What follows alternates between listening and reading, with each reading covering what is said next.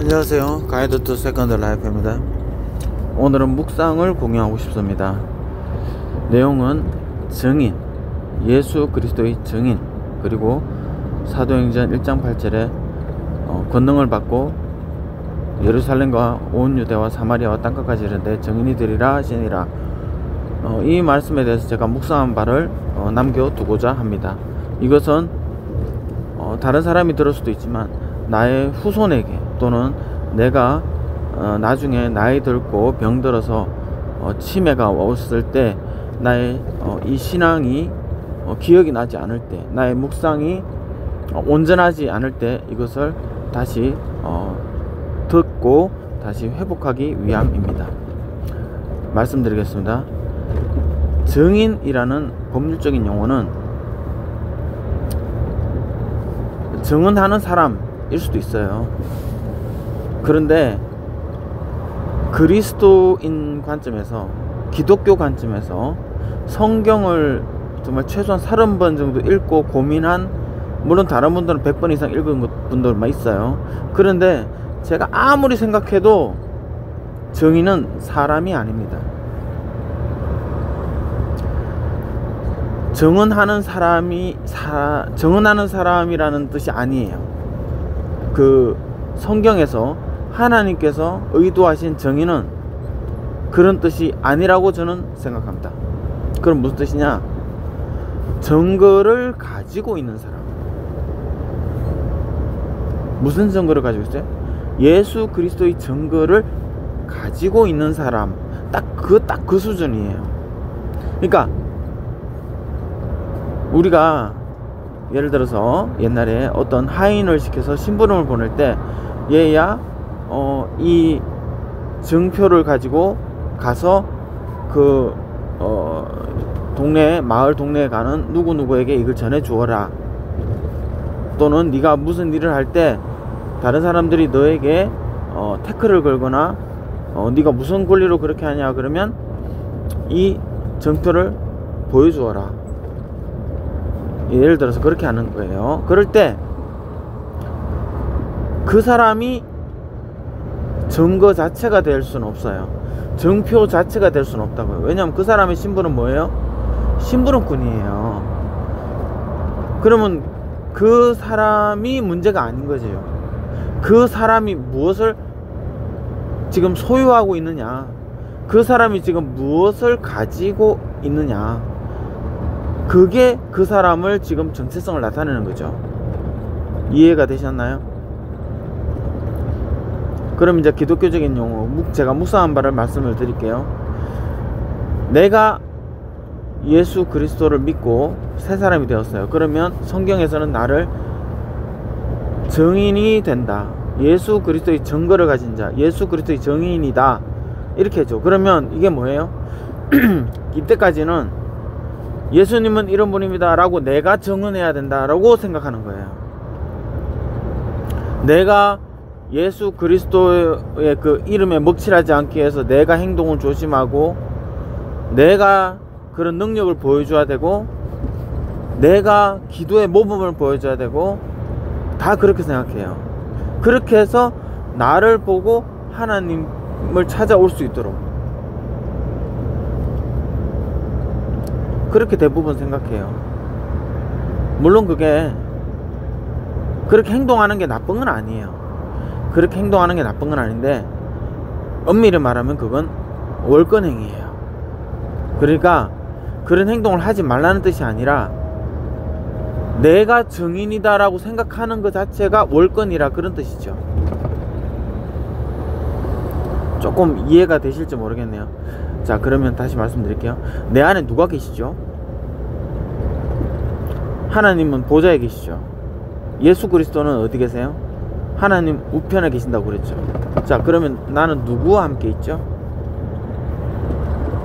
성경에서 요한복음에서 내가 보혜사를 너에게 보낼 것이다, 내가 올라가면. 그러면 그때는 너희들이 죄에 대해서, 의에 대해서, 심판에 대해서 그분이 알려주실 것이다 그랬죠. 자, 그러면 다시 묻게요. 자, 사도행전 1장 8절에도 오직 성령이 너에게 임하시면 너희가 권능을 받고 그 다음에 증인이 되리라 그랬잖아요. 증거를 가진 사람이 된다 그랬잖아요. 자, 그러면 지금 우리와 함께 계신 분이 누구죠? 성령님이시죠. 성령님이 증거라는 거죠.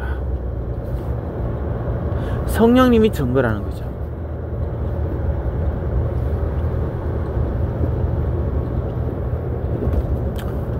이해가 되시나요? 성령님이 증거예요. 그러면 내 마음에 성령님이 계시면 나는 어떤 존재예요?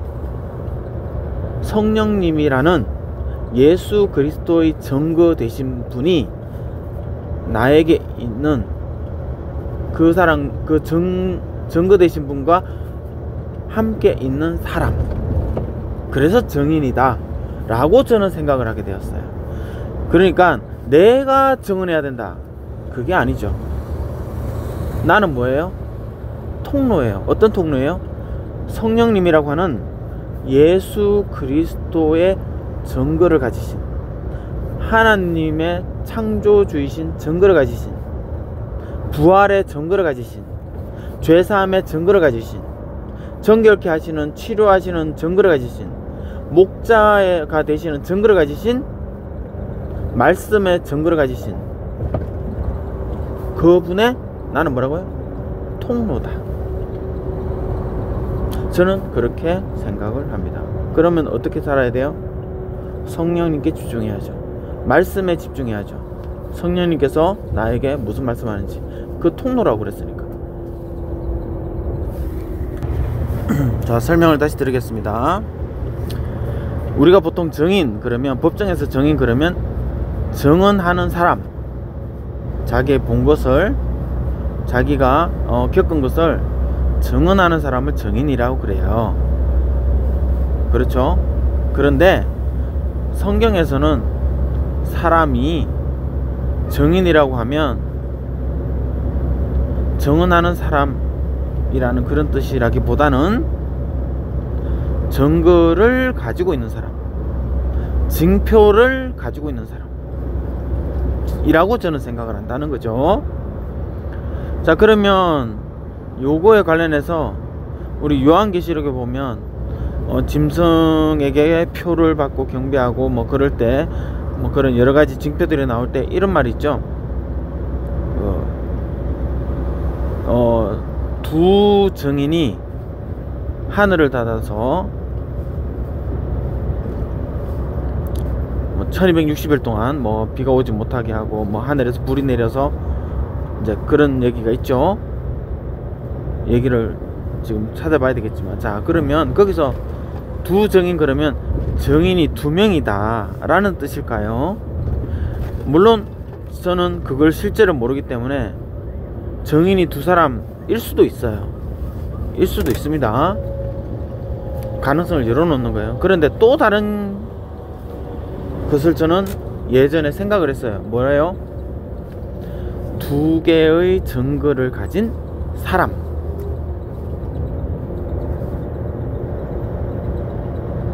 두 개의 증거를 가진 사람. 자, 증인이 두 명일 수도 있고요. 두 증인이라 그랬으니까. 하지만 또 다른 의미로는 두 개의 증거를 가진 사람도 두 증인이 될 수 있는 거예요. 저는 그렇게 생각을 하고 있습니다. 생각을 지금 열어놨어요. 왜냐하면 제가 성경을 봐도 성경에서 증인, 그런데 사람을 증인으로 삼는다? 하나님의 입장에서 사람은 증인으로 이렇게 세우고 그럴 만한 그런 그 멘탈, 인격, 격이 안 된다고 저는 생각해요. 지금 현재로서는 격이 안 된다고 생각해요. 지금 우리가 이 현재 육신을 입고 있는 이 상태로서의 격으로서는 우리는 하나님께서 만족하실 만한 증인, 하나님을 증거하는 그런 사람으로 역할을 감당할 수 없다고 저는 생각합니다.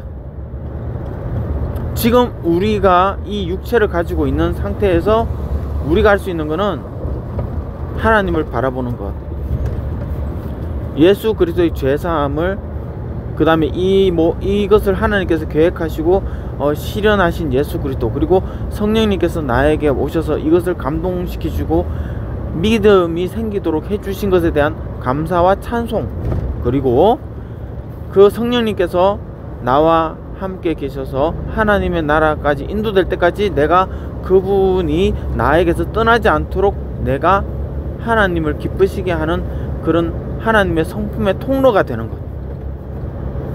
성령님이 소멸되지 않고 떠나시지 않도록 내가 무엇을 해야 되느냐, 내가 어떻게 해야 하나님께서 의도하신, 하나님께서 떠나시지 아니하실까를 생각하고 고민하고 행동하는 그런 삶을 살아가는 것이 사람의 본분이라고 생각을 합니다. 우리는 증인이, 그러니까 하나님을 증거하는 자가 될 수는 없다, 그런 입장이 아니다, 그런 역량이 안 된다라고 저는 이제 생각을 한다는 거죠. 제 개인적으로. 그런 입장에서 왜 우리에게 증인이라는 단어를 주셨냐? 그것은 바로 우리와 함께 계시는 성령님께서 완벽한 하나님의 증인, 하나님을 증거하시는 분, 예수 그리스도를 증거하시는 분 이시기 때문이라고 저는 생각합니다.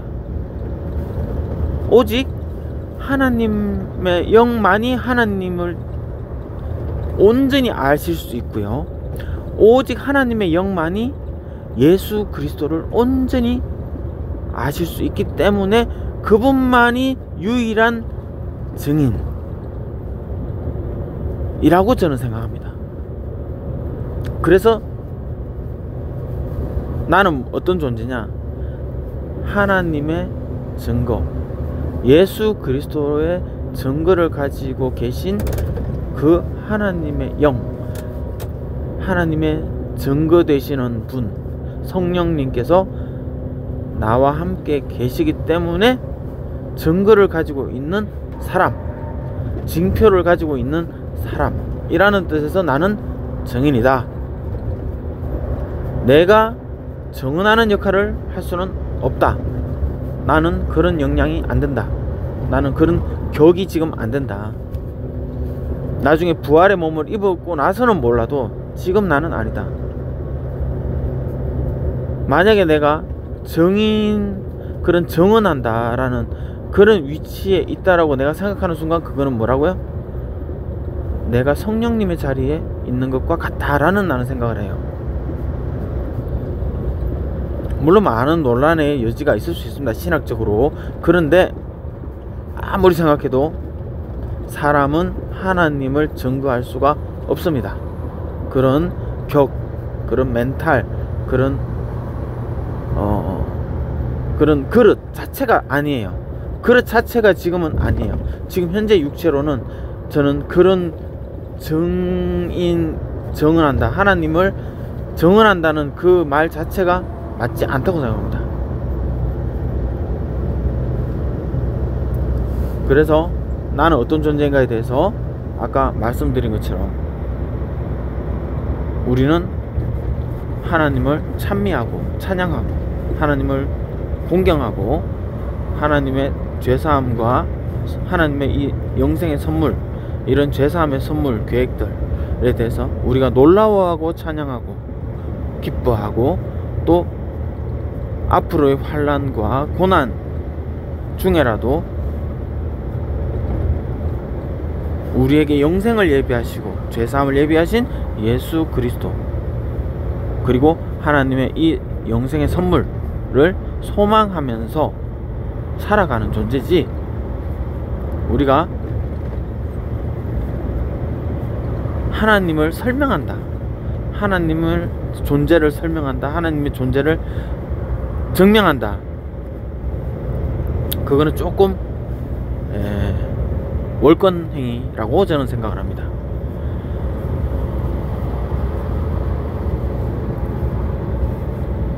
물론 또 앞으로 제가 성경을 읽다 보면 또 이 부분에 대해서 수정할 부분이 있을 수 있어요. 생각을 열어놔야 됩니다. 왜냐? 전 너무나 하나님에 대해서 아주 조금 일부분만 알고 있기 때문에 저는 항상 가능성을 열어놓을 수밖에 없습니다. 하지만 이 증인이라는 이 단어에 대해서는 증거를 가지고 있는 사람이라고 저는 생각을 좀 더 많이 한다. 왜냐? 사도행전 1장 8절에 오직, 자 보세요, 성령이 너에게 임하시면 너희가 권능을 받는다. 도대체 성령이 임하시면 권능을 받는 거예요. 내가 권능, 내 몸에 권능이 깃드는 게 아니에요. 나라는 그릇에 권능을 가지고 계신 성령님께서 나와 함께 계신다라는 뜻으로 알고 있는 거예요. 나는 사람이 하나님의 권능을 가지면 그걸 제대로 하나님의 뜻에 맞게 사용할 수 있다는 보장이 없습니다. 격 자체가 안 됩니다. 그걸 감당이 안 돼요, 지금은. 그러므로 그건 성령님께서 가지고 계셔야 됩니다. 성령님께서 하나님의 그 권능을 가지고 계셔요. 그게 어떤 걸까요? 죄사함의 권능, 부활의 권능, 치료의 권능, 창조의 권능.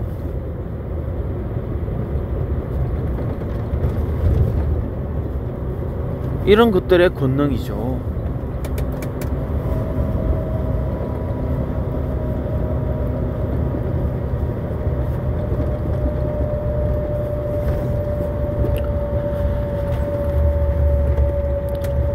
그러므로 저는 증인이라고 하면 하나님의 증거를 가진 사람일 뿐이다.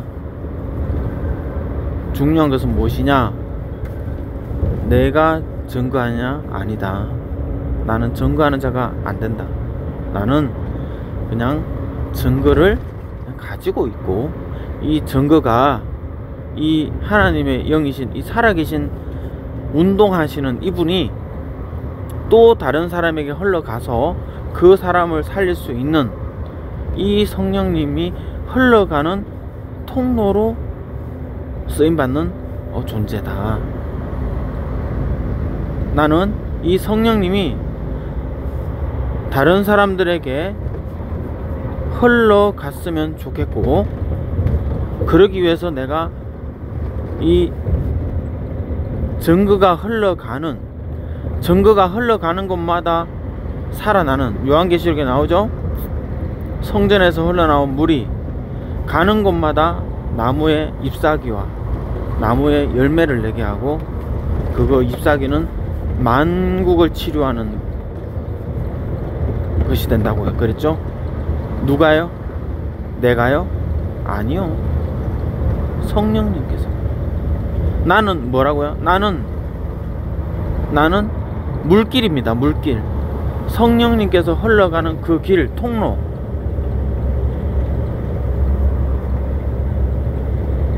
그러면 성령님께서 흘러가시고, 성령님께서 가는 곳마다, 닿는 곳마다 사람이 그분을 받아들이면 그 사람은 살아납니다. 내 말을 들어서 살아나는 게 아니라 나와 함께 계신 성령님, 나를 살려주신 성령님께서 누구에게든지 가서 그 사람이 받아들이고 그 사람과 연합하면 그 사람은 살아납니다.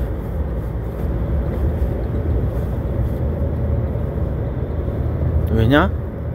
오직 성령님만이 하나님과 예수 그리스도를 증거하시는, 증거를 가지고 계신 분이시다. 단지 내가 그분을 통로라서 그분이 나를 거쳐서 앞으로 다른 사람에게 흘러갈 그런 증거를 내가 그 통로로서 가지고 있는 그 사람이라서 증인이다.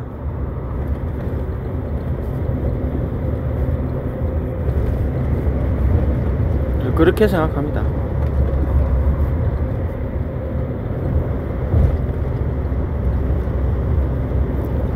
감사합니다.